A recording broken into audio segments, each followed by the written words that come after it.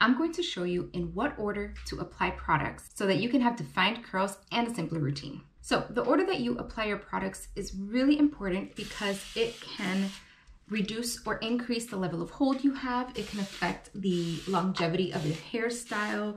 It can affect how long it takes for your hair to dry, and it can affect the amount of definition that you're able to achieve. Now, typically we will apply products from lightest to heaviest, but sometimes we have multiple products in each category, or we need to mix and layer to achieve a desired result. So I'll share exactly how to do this and show you how to use your products in a foolproof routine at the end of this video. If you're new here, I'm Delilah and I help people with curly hair like you get better at caring for and styling their hair so you can have a simpler routine and wear your curls with confidence. Now, the first step is prep. So this is where you are preparing your hair for styling. And I actually washed my hair yesterday, so that's why I'm like re-wetting it right now, making sure that it is wet enough for styling. I don't want it to be damp. I want it to be wet, but not dripping wet, right? So again, the purpose of this step is to get your hair ready for styling. So you're gonna use any leave-in products right now, like leave-in conditioner, leave-in treatments, or serums like a heat protectant serum, things that are basically just prepping your hair for the actual styling products you're gonna put on in the next step. So leave-in conditioner is typically the first one. And again, you have a range from lightest to heaviest. So if you have hair that prefers lighter moisture, or if you have hair that gets weighed down very easily, then you're gonna wanna stick with a thinner leave-in conditioner, something like a spray, or very runny consistency or clear. That's gonna indicate that it's more lightweight. But if you've got hair that is really dry and it just always is asking for extra moisture, then you're gonna wanna go with something a little heavier, a more creamy consistency of a leave-in conditioner. So I'm gonna go with a spray because my hair does not like a lot of moisture, and I actually normally, like on wash day, if I was washing my hair as normal, I wouldn't use a leave-in conditioner at all. But because I washed my hair yesterday and I'm restyling it now, and it's got a couple of tangles that I gotta take out, I'm just gonna spray in a little bit of leave-in conditioner. But this is an optional step. So if your hair doesn't need the moisture, you don't need to apply any leave-in conditioner at all. Now, if you've got really damaged hair and you're using a diffuser, you wanna add in a heat protectant. Sometimes leave-in conditioners have heat protectant ingredients in them, so you might be able to kill two birds with one stone there. But you may want to add in a serum, a heat protectant serum or spray or something like that at this step after your leave-in conditioner. You can also add other serums or leave-in treatments at this step. So you would apply your leave-in conditioner first and then your treatment and serum after that. So I'm actually going to use a serum, and I like to use this serum because it adds extra definition, so it helps with frizz, and it does have a little bit of heat protection in it. Not that my hair needs it, but just sharing in case you wanted to know. But once again, if your hair is really healthy, you may not need anything at this step and you can totally skip it. Now that my hair is prepped, I can move on to step 2, which is the moisture step. And in this step, the purpose is to add in any extra moisture if your hair needs it. So this is an optional step, just like the first one. Totally optional, dependent on your hair. However, I do find that most people with curly hair are going to include step 1 and step 2. They're going to prep their hair with some sort of leave-in, and they're going to use a cream. Now, this moisture step can also help with tangles. So if you are somebody that struggles with tangles over time, then including a cream could be a good idea to help with those tangles.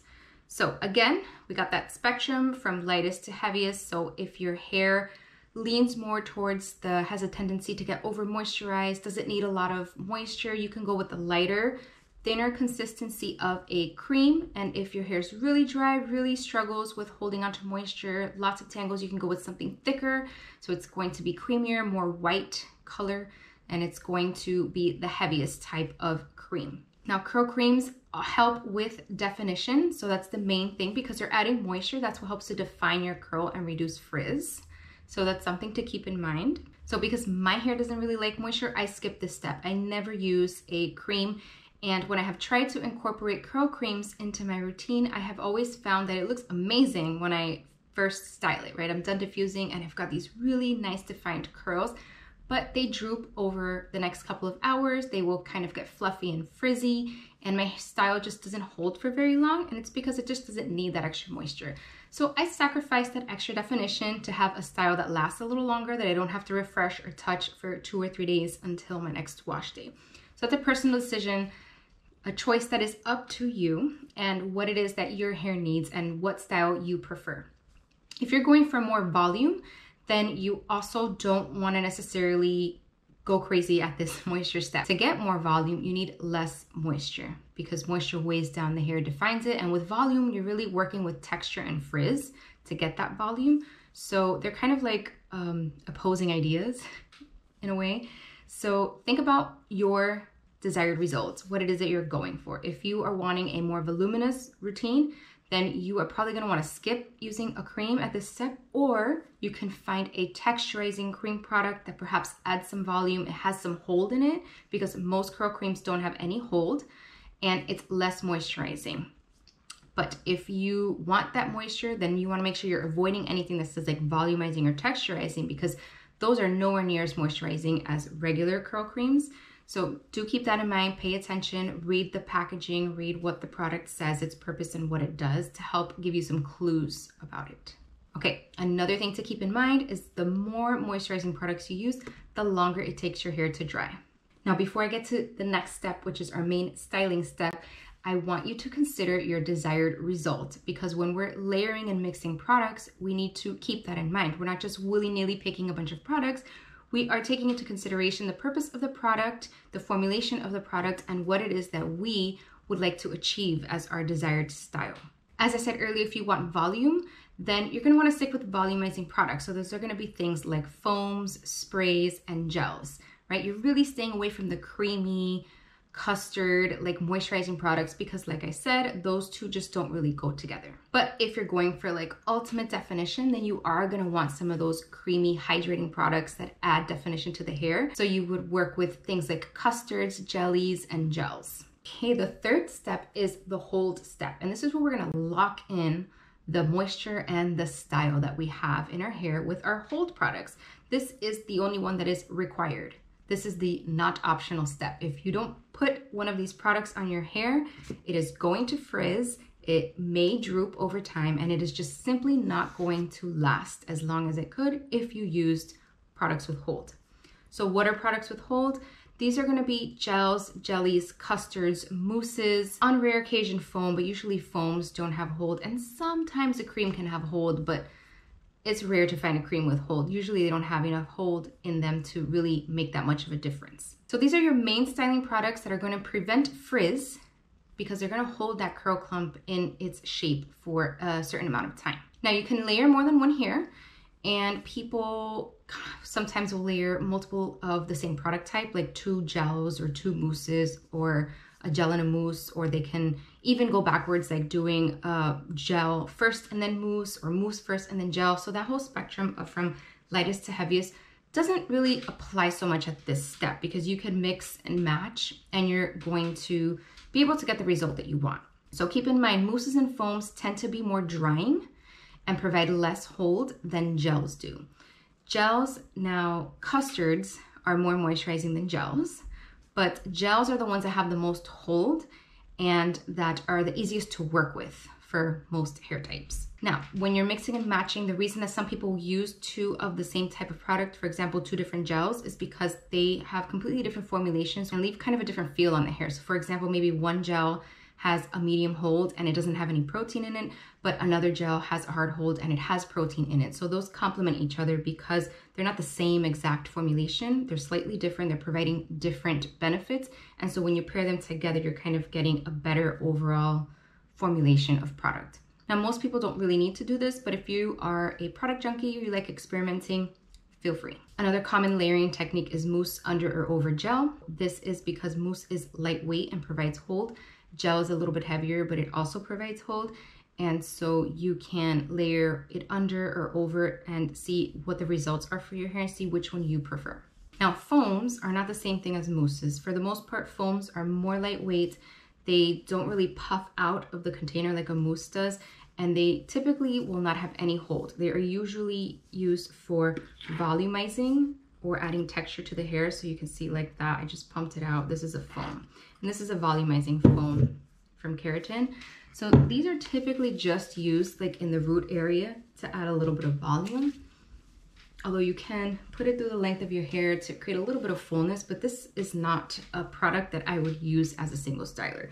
So you can use a mousse as a single styler, you can use a gel as a single styler, you can use a custard, a jelly, those are all fine. But a foam is usually not going to be enough because it is not a product that provides hold. Now, the only thing to keep in mind with this step is because you're using a product with hold, most people are going to be using something like a gel. You are going to have your hair dry up in a hard, crunchy cast. Don't forget to take that out. You're not supposed to leave it in. So once your hair is dry and it's all crunchy, you're just gonna go in and you're gonna scrunch it like that, and that's gonna soften that gel cast and release it so that your hair is nice and soft instead of hard and crunchy. My hair is almost fully dry, but I wanna show you, right? I've got a cast in some areas, some parts. My hair doesn't cast very easily, but you see the parts that look kind of wet and they feel crunchy. All you have to do is scrunch it a little bit and it releases that cast, and then your hair is nice and soft and fluffy, and is, as long as you don't use too much product, it gets rid of that wet, crunchy look. The last step is the finish step, and this is where you can apply a finishing oil, a serum, or a spray. Now, again, this step is optional. The only required step is that hold step, right? This one's totally optional, but it can be helpful for a couple of different things. So if you struggle with hold, it's really good to apply a finishing spray at this step, and that would be your last styling product. You wouldn't apply anything else, and that's gonna help to add some longevity to your style and extra hold so it doesn't droop as quickly or frizz out as quickly, and you can maybe go a little longer between washes. However, using a finishing spray can cause the hair to feel a little bit drier than normal, so do keep in mind that it will change the feel of your hair. The other two products are serums and oils, and you are typically using these to add some extra shine, to soften the hair a little bit, and to lock in the moisture for a little bit longer, so it can really help with tangling.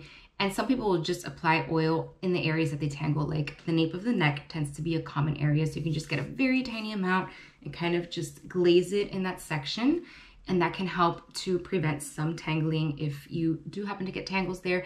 But if you're using a finishing serum or oil, just be sure not to overdo it. A very small amount, rub it in your hands and kind of just gently glaze it over, and that's it. You know, scrunch a little bit, but I don't use any finishing serums or oils because they always weigh down my hair. Again, they are adding a little bit like moisture that my hair doesn't really need. So I will sometimes do a spray, but I don't have any right now, so I'm not using anything. So I end at the hold step.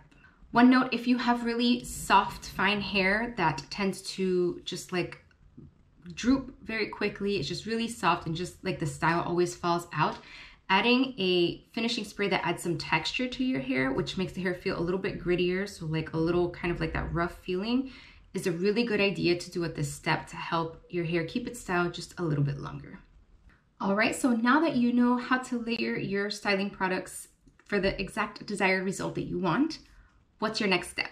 That is a good styling routine. So if you really want to master styling your curls, watch this video next. It's called Modified Flip Section Method, and in this video, you'll learn how to style your curls for more definition. Just click on the video you see on your screen and I'll see you there.